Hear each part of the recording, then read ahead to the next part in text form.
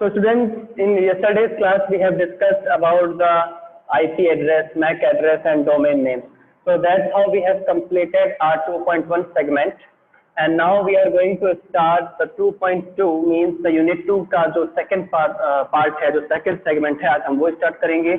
इस segment में students हम ज़्यादा से ज़्यादा internet, cyber security, cyber threats और हम उनको कैसे मैनेज कर सकते हैं उसके बारे में पढ़ेंगे। तो ये बहुत ही एक इंटरेस्टिंग और एक बहुत ही नॉलेजेबल यूनिट का एक पोर्शन है, और आप इसको पढ़ने के बाद देख सकते हैं, एक आपको लगेगा कि हाँ हमने कुछ एक यूजफुल पढ़ाई की है। ठीक है, तो आज हमारा टॉपिक है इंटरनेट एंड इट्स टर्मिनोलॉजीज। ठीक है, हम बहुत से बातें करते हैं इंटरनेट के बारे में, हम सभी को पता है कि इंटरनेट क्या है, बट उसकी कुछ टर्मिनोलॉजीज हैं जो हम यूज करते हैं, उन्हें हमें समझना बहुत इंपॉर्टेंट है। ओके, तो यहाँ पर मैंने एक इंटरनेट की डेफिनेशन आपको गिवन दे रखी है, प्रोवाइड कर रखी है, ये एकदम एक्यूरेट डेफिनेशन है इंटरनेट की। ठीक है, तो internet is a computer based world wide communication. Internet is nothing but एक कम्युनिकेशन। इंटरनेट और कुछ नहीं है, एक कम्युनिकेशन है जो हमें वर्ल्ड वाइड नेटवर्क के थ्रू कनेक्ट करता है। ठीक है, which is composed of large number of smaller interconnected network. Internet बनता किससे है, कंपोज किससे होता है, बहुत ज्यादा संख्या में, यानी बहुत लार्ज नंबर में जो स्मॉलर इंटरकनेक्टेड नेटवर्क होते हैं उनको मिला के इंटरनेट क्रिएट होता है या कंपोज होता है। तो एक बार वापस से देख लीजिए इसकी correct definition. Internet is a computer based worldwide communication network which is composed of large number of smaller interconnected networks. Okay, so there is a topic that is given in our book which is a digital literacy. Digital literacy क्या होता है? Digital literacy का meaning ये है कि आप किसी को ट्रेन किस तरह से करते हैं कि वो डिजिटल नॉलेज ले पाए, डिजिटल अवेयरनेस ले पाए, है ना।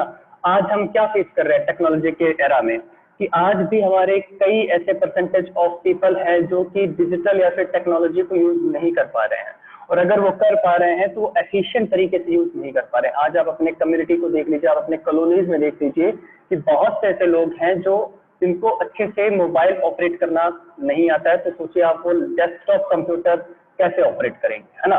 तो डिजिटल लिटरेसी आज की जो एरा है उसमें बहुत ज्यादा इंपॉर्टेंट हो चुका है, और ये तो एक मस्ट चीज है जो आपको आनी चाहिए, चाहे आप साइंस के हैं, चाहे आप कॉमर्स के हैं, चाहे आप किसी भी फील्ड के हैं। अगर आपको डिजिटल लिटरेसी नहीं आती तो इसका मतलब आप कहीं ना कहीं बैकवर्ड जरूर होने वाले हैं।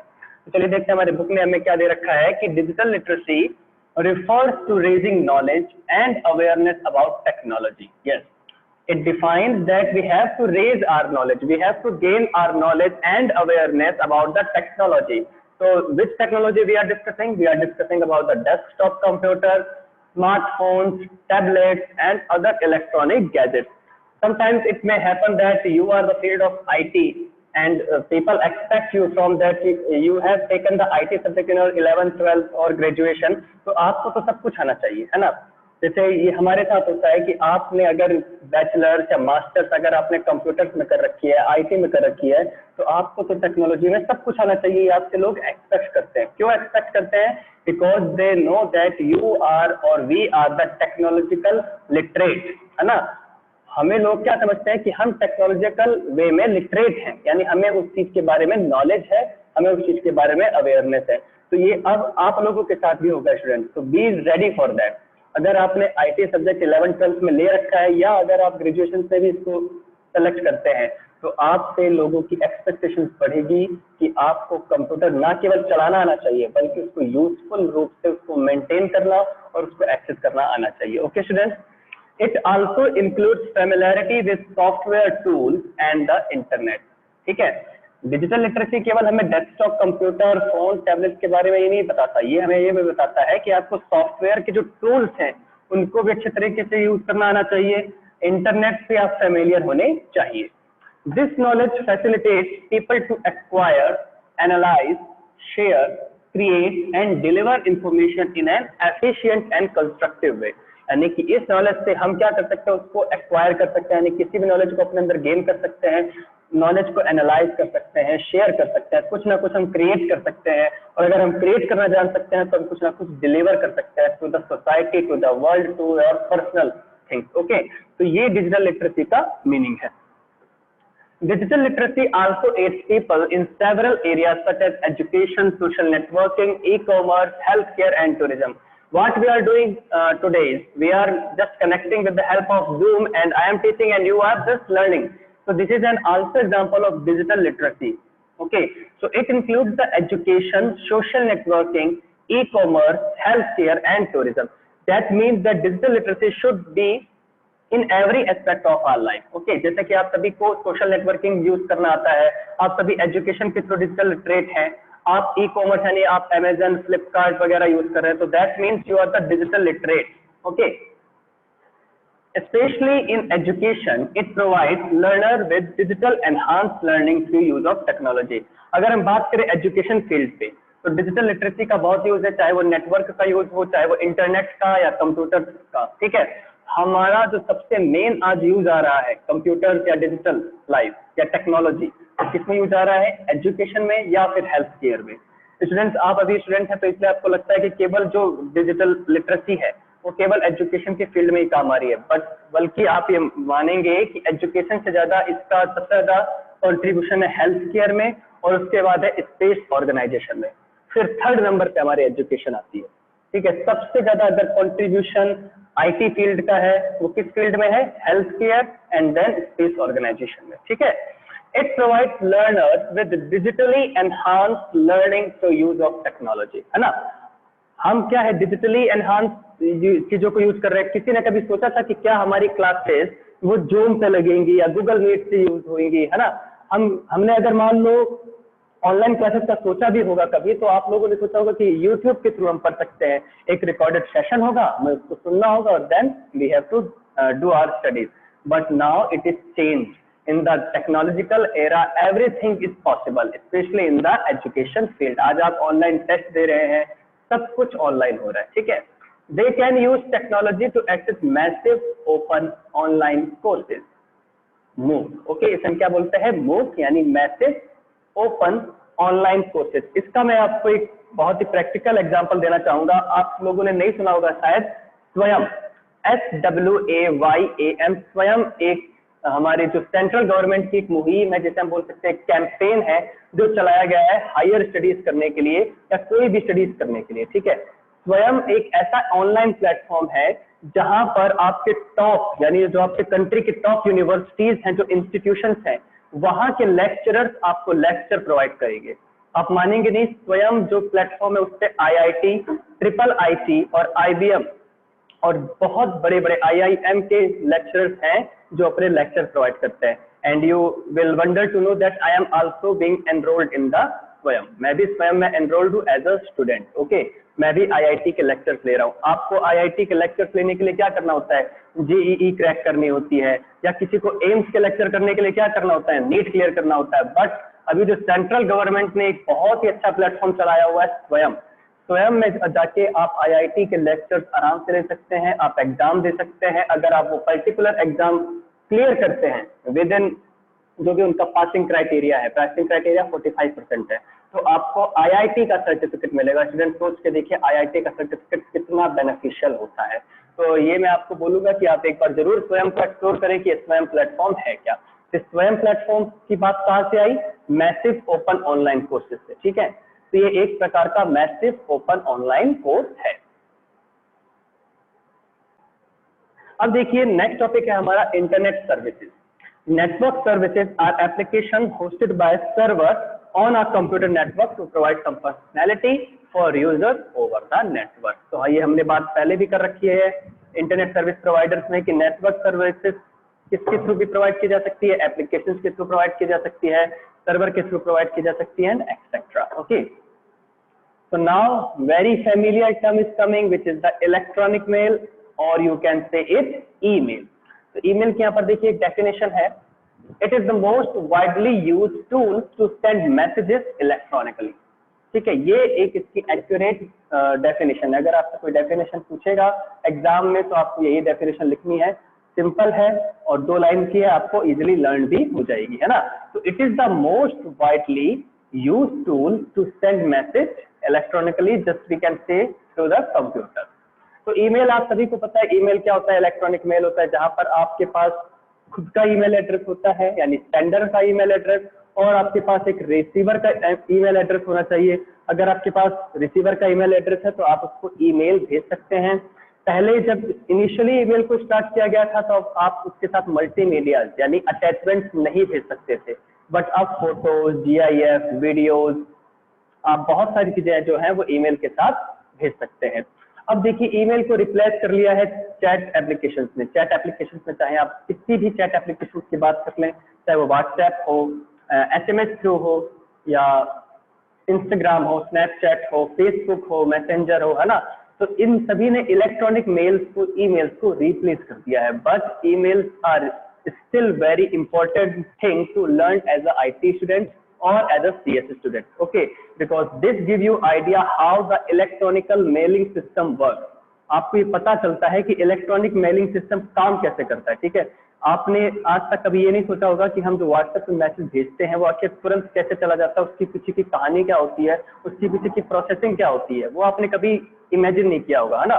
तो वो इलेक्ट्रॉनिक मेल की अगर आप वो प्रोसेसिंग समझ लेंगे तो वो हर एक चैट मैसेजिंग ऐप की प्रोसेसिंग फॉलो करता है। ओके स्टूडेंट, तो email messages are generally sent from and received by mail server। ठीक है, तो email messages को या तो सेंड किया जाता है और रिसीव किससे किया जाता है, मेल सर्वर से। Okay, that are dedicated to processing and directing email। Okay, तो ये ही क्या करते हैं, इन्हीं को प्रोसेस करते हैं और डायरेक्ट करते हैं कि ये मेल कहाँ जाएगा। Sending and receiving of mail can take place through web-based on client-based application, also called web mail application. यानी कि अगर मुझे कुछ मेल सेंड करने हैं या मुझे कोई मेल देखनी है यानी कि रिसीव करनी है, तो हम किसके थ्रू अचीव करते हैं, वेब मेल एप्लीकेशन के थ्रू। ठीक है, या फिर डेस्कटॉप बेस्ड एप्लीकेशन के थ्रू। वेब मेल कौन सी हुई, Gmail, Windows live, Hotmail and Yahoo. तो ये कौन सी एप्लीकेशन हुई, वेब मेल। और डेस्कटॉप बेस्ड ईमेल एप्लीकेशन कौन कौन सी हुई, माइक्रोसॉफ्ट आउटलुक, थंडरबर्ड एक्सेट्रा। ठीक है, तो इनके थ्रू, इन एप्लीकेशंस के थ्रू हम क्या कर सकते हैं, सेंड एंड रिसीव कर सकते हैं ईमेल्स को या फिर मेल्स को। Transferring mail over the internet is governed by set of rules known as email protocol. We have discussed the internet network protocol which one the TCP/IP, HTTP, FTP, but now there is also a protocol which is governed to sending and receiving the mails, which is the SMTP, simple mail transfer protocol. ये S नहीं आएगा यहाँ पर, केवल mail होगा। ठीक है, simple mail transfer protocol. और POP means post office protocol. ये कुछ प्रोटोकॉल्स होते हैं जो कि ईमेल्स को रेगुलेट करते हैं, ईमेल्स को गवर्न करते हैं। Okay student,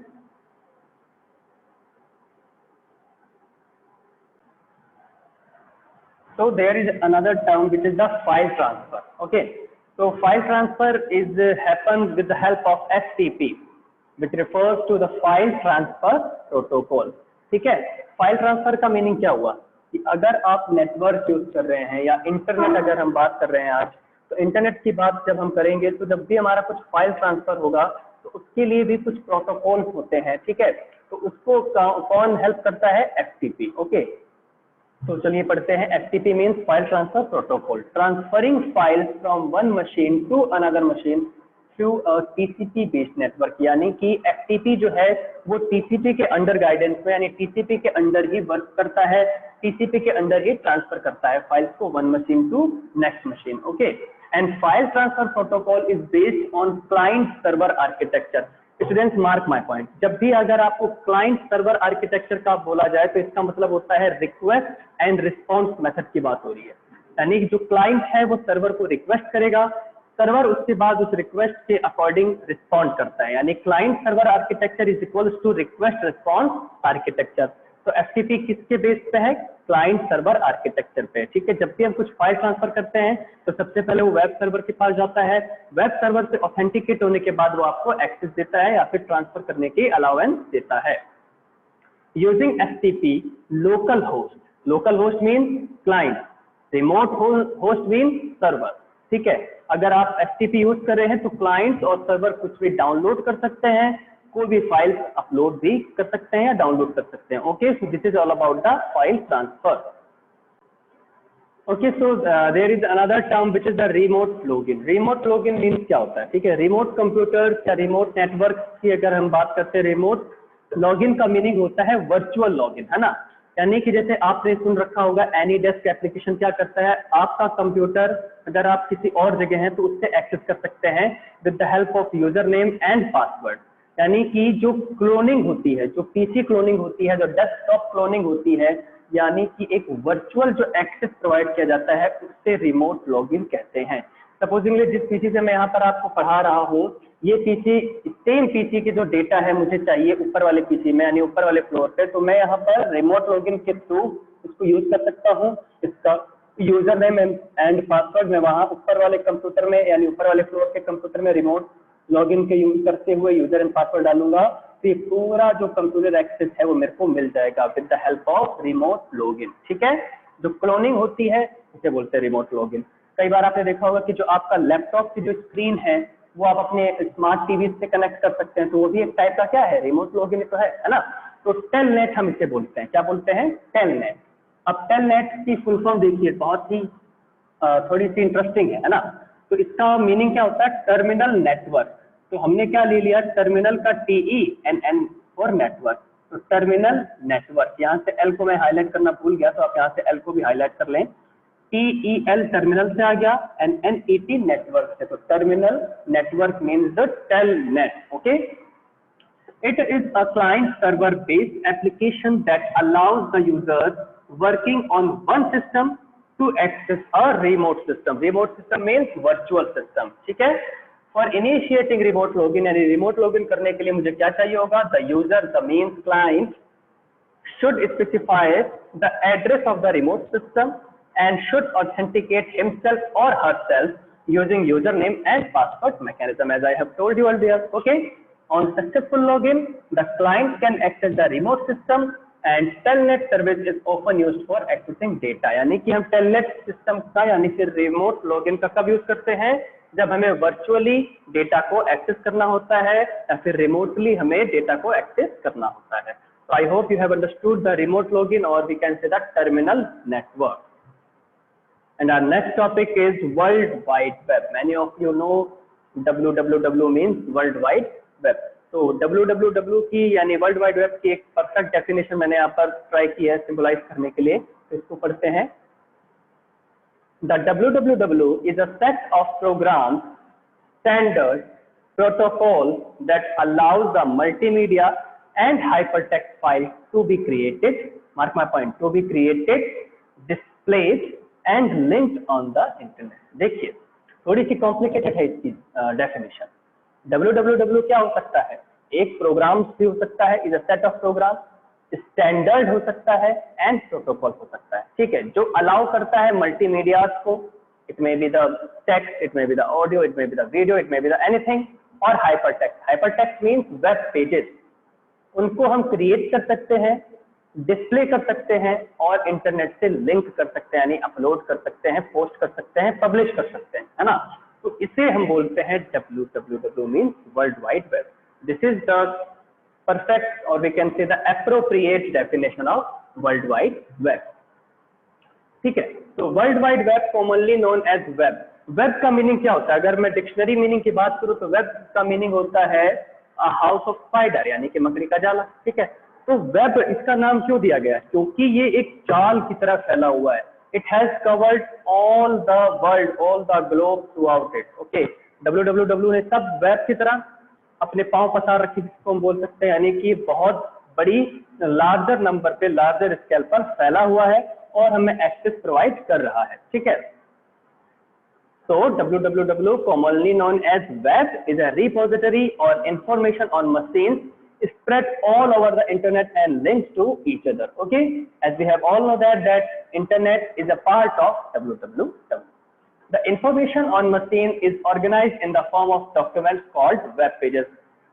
As you all know that web pages is data। ठीक है, web pages क्या होती हैं, एक ऐसा पेज, एक ऐसा रिसोर्स जहां पर इंफॉर्मेशन होती हैं। ठीक है, उसे हम क्या बोलते हैं, वेब पेजेस। और वेब पेजेस से मिलकर क्या बनाई जाती है, वेबसाइट। ठीक है, you can take the example of book. Book में पेजेस होते हैं, बट खूब सारे जब पेजेस को ऑर्गेनाइज वे में जब हम सिंक्रोनाइज कर देते हैं, गैथर कर देते हैं, ग्रुपिंग कर देते हैं, तो उसे क्या बोलते हैं, book. Same as it is, अगर वेब पेजेस को हम ग्रुप कर देते हैं तो उसे वेबसाइट भी बोलते हैं। ठीक है, बट किसी एक वेबसाइट में एक वेब पेज भी हो सकता है। तो वेब पेजेस में क्या क्या आ सकता है? Text, images, audios, videos, information for linking the web pages in the form of hyperlink। कई बार होता है ना, आपने कई वेब पेजेस देखे होंगे, लिंक पे क्लिक करते ही वो आपको किसी दूसरे वेबसाइट पर जंप करवा देता है, तो उसे हम क्या बोलते हैं? हाइपर लिंक बोलते हैं। ठीक है, तो www में वेब पेजेस होते हैं, वेब पेजेस के थ्रू हम हाइपर लिंक के द्वारा कनेक्टेड होते हैं, और www जो है वो पूरे ऑल ओवर ग्लोब को कनेक्ट करता है इंटरनेट के थ्रू। अब यहाँ पर एक असाइनमेंट है आपका कि आपको डिफरेंशिएट करना है कि www और इंटरनेट कैसे अलग हैं। कई बच्चे सोचते हैं कि इंटरनेट और www सेम है, but you might be wonder to know that these two things are different. So this is your assignment for today, and this assignment should be done in your notebook also. Okay, so you have to do this on a very serious note. Now it is about the internet protocol suite। ठीक है, यहाँ पर word use किया गया है suite। suite का meaning होता है कलेक्शन और we can say the combination of something. अगर मैं बात करूं MS ऑफिस सूट की, तो यानी MS ऑफिस सूट में क्या क्या आ जाएगा? MS वर्ड भी आ जाएगा, MS पावर पॉइंट भी, MS Excel, MS Access, MS photo, सब कुछ आ जाएगा उसके अंदर। क्यों उसे हम सूट बोल रहे हैं? क्योंकि इसके अंदर कलेक्शंस हैं या कॉम्बिनेशन हैं। तो इसीलिए यहाँ पर भी इंटरनेट प्रोटोकॉल को सूट बोला गया है, यानी कि इसमें कुछ कलेक्शंस हैं प्रोटोकॉल के। कौन कौन से? TCP और IP। तो TCP और IP दोनों मिलकर क्या बनाते हैं? Internet protocol suit. ओके, तो अब चलिए पढ़ते हैं इसकी definition. The internet protocol suit is a set of communication protocol, यानी इससे कौन कौन से प्रोटोकॉल्स होते हैं? कम्युनिकेशन प्रोटोकॉल्स होते हैं, used in the internet and computer network. It is commonly known as TCP/IP. As we have discussed earlier that they are commonly known as the TCP/IP and we can say the combinedly known as the TCP/IP. Because the foundational protocols in this suite are the transmission control protocol and the internet protocol. इसमें दो protocols mainly पाए जाते हैं, है ना? The simple task of sending the data from one place to another through network requires several subtasks such as specifying sender and receivers network। देखिए क्या line बोल रही है, ये लाइन बोल रही है कि अगर मुझे कुछ भी सेंडिंग करना है डेटा की एक प्लेस से दूसरे प्लेस से, तो मेरे को क्या चाहिए होगा? कुछ छोटे छोटे टास्क होंगे, कुछ सब टास्क होंगे। ठीक है, जिसमें सेंडर्स का पार्ट होगा, रिसीवर्स का पार्ट होगा, उसके एड्रेसेस होंगे, उस मैसेज को मैं डिवाइड करूंगा सेगमेंट्स में, तब जाके वो इंटरनेट पे ट्रांसमिट इजिली हो पाएगा। ओके स्टूडेंट, तो ये सब काम कौन करता है? इंटरनेट प्रोटोकॉल सूट करता तो नहीं है बट कंट्रोल करता है। ठीक है, टेकिंग एप्रोप्रिएट मेजर्स, यानी ये मेजरमेंट रखता है कि एरर ना हो, फ्लो कंट्रोल इजीली हो रहा है कि नहीं हो रहा है, स्मूथली हो रहा है कि नहीं हो रहा है ना, and taking necessary action on receiving the message, और रिसीविंग मैसेज रिसीव करने के बाद अगर कोई नेसेसरी एक्शन लेने हैं तो वो TCP/IP लेता है। ठीक है, कई बार हमारे जो मैसेजेस हैं, हमारे इंफॉर्मेशन हैं, उसमें मालवेयर होते हैं, सिक्योरिटी सेट होते हैं, तो उनके ऊपर भी जो एज पॉसिबल है, जो संभव होता है, वो प्रोटेक्टिव मेजरमेंट कौन करता है? IT and TCP। Okay, so there are subtasks or functions are performed by different layers of TCP/IP models are shown here। ठीक है, तो ये कुछ सब टास्क है, यानी हर एक लेयर का एक कुछ छोटे छोटे से फंक्शंस होते हैं। तो ये देखिए TCP/IP की लेयर्स हमेशा स्टार्ट होती है नीचे से, बॉटम से। ठीक है, तो सबसे पहली लेयर कौन सी है? नेटवर्क एक्सेस लेयर, उसके बाद आती है इंटरनेट लेयर, उसके बाद आती है ट्रांसपोर्ट लेयर, उसके बाद होती है एप्लीकेशन लेयर। ये लेयर स्टूडेंट बहुत इंपॉर्टेंट है, क्योंकि ये हायर स्टडीज से लेकर स्मॉलर या बेसिक स्टडीज तक सब जगह पूछी जाती है। ये है TCP/IP की वर्किंग लेयर। ठीक है, तो कल हम इसके ऊपर चर्चा करेंगे कि TCP/IP लेयर कैसे वर्क करती है। तो आज मैंने आपको केवल इसका इंट्रोडक्शन दिया है। फर्स्ट लेयर होती है नेटवर्क एक्सेस लेयर या डेटा लिंक लेयर, सेकंड पे होती है internet layer, third transport layer, और फोर्थ होता है application layer. So this is how we have completed our today's segment. Now you can raise your hand.